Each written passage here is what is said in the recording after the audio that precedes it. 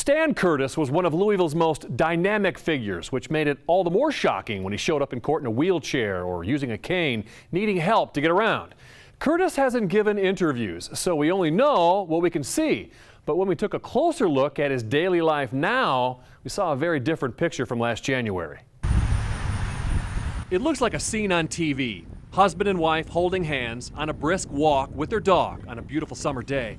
But the man walking here in Joe Creason Park on September 14th is the same man who was accused last September with stealing $183,000 from his nationally known charity. In the years since, Stan Curtis hasn't spent much time in a courtroom. And the big question is why? 62% of all children in public education in America are fed by the government Monday through Friday. They're at risk of not having anything on the weekends.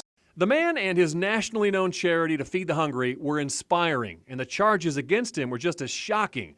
That Curtis allegedly stole $183,000 in donations to USA Harvest, cashing most of it into his personal account, failed to report $553,000 in income to the IRS, and nearly $370,000 in travel expenses.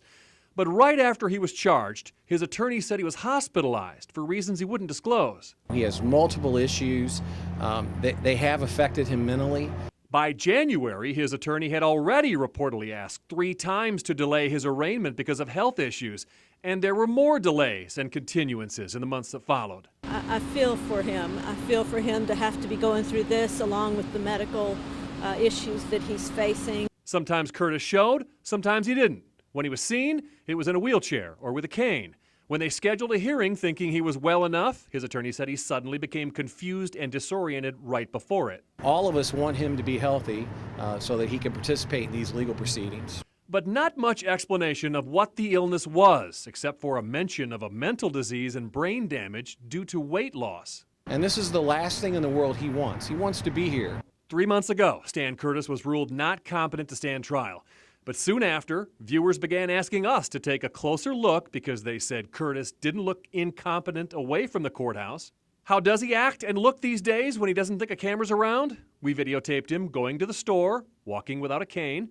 He leaves his home sometimes several times a day to do things like going out to eat, on this day with his wife to a Prospect bakery and cafe.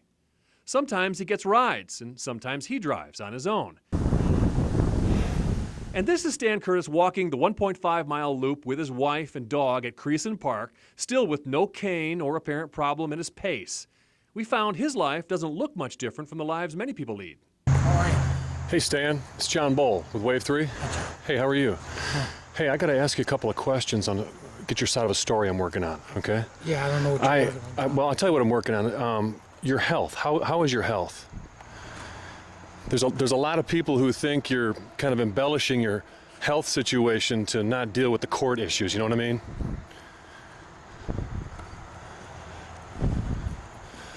You don't appear to be incompetent to stand trial, Stan. That's what they sent me out on. Do you have anything to say at all about this? Curtis's attorney says the way Curtis looks and acts has nothing to do with his legal competency. He says a government-retained expert concluded Curtis was not competent in May. As for those who think this does not look like he can't be tried or plead guilty, Cox said, "You're not a physician." He certainly looks dramatically improved over when I saw him being dragged out of the federal courthouse. So we showed the video to former state medical examiner Dr. George Nichols, who often serves as an expert witness in trials. He's walking okay. Nichols said it's impossible to draw a conclusion without neurological tests, but Curtis is clearly in better condition than he was earlier this year. He's capable of walking uphill, downhill, for a distance exceeding several city blocks, unaided. If his cognitive function, if his brain function has recovered to the point that to match his neuromuscular recovery, then he should be competent. Our calls to the prosecutor's office have not been returned. High-profile defense attorney Bart Adams, who's not involved in this case, says it's, quote, highly unlikely, say 1 in 1,000, that Curtis could do the things we recorded and not be legally competent. John Bull, Wave 3 News.